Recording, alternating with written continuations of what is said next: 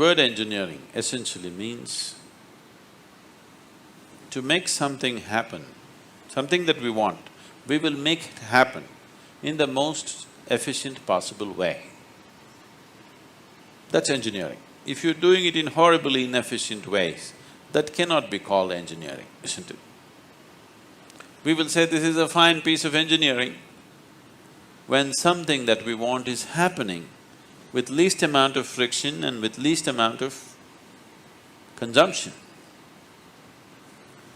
So if you have a body that if you use it for 12 hours, it sleeps for another 12 hours, it needs 12 hours of maintenance. Sleep is maintenance time, you know. If you had a car that you use it for 15 days it's in the garage, it's better to take the public transport. Now you have a body which has to sleep 10 to 12 hours a day. Now this is not an efficient system, it's not being managed properly. Probably the fuel is not good, maybe your engine is leaking. So is this all physical? No. Maybe medically you have been certified fit, but still, if you need to sleep 8 to 10 hours, which unfortunately people are saying, qualified people are saying is standard that every human being must sleep 8 to 10 hours. That's a horribly inefficient perception of what a human machine is, isn't it? This is the most sophisticated machinery on the planet, this human mechanism.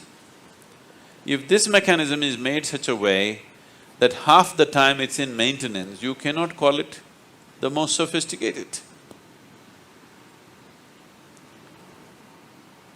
It's very simple. I will give you simply 3 things. Just do these 3 things, you will see your sleep quota will come down dramatically. Very simple things. Extremely simple things that you just do for 10-15 minutes a day, you will see your sleep quota will come down dramatically.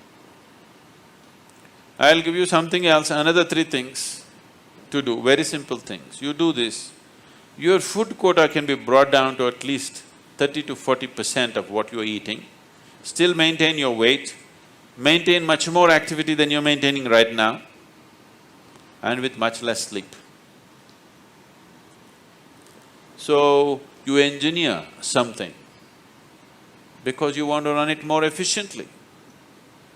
Running something inefficiently is not engineering. So, I'm a mother, I have a job and I have things to do. Whatever you are, it doesn't matter. Whatever you are, it's important. Whatever the nature of your activity, you're doing something because you think it's important for you.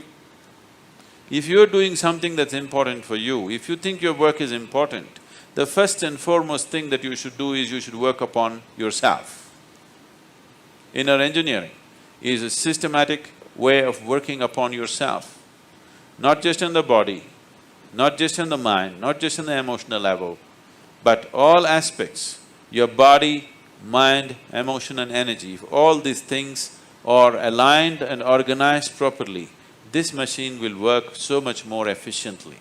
So the amount of sleep that you need, the amount of food that you need, the volume of rest that the body demands can be brought down considerably. At the same time, the volume of activity can be greatly enhanced and made more efficient and more effective. Especially if you're a mother, your responsibility is not just for making your life work well. Now you've taken the responsibility of making 1 or 2 more lives, their lives to work well. When you dare to take such a responsibility, I think you must do inner engineering. There is no choice for you. If you are not a mother, you could choose maybe. But if you are a mother, you have no choice, you must.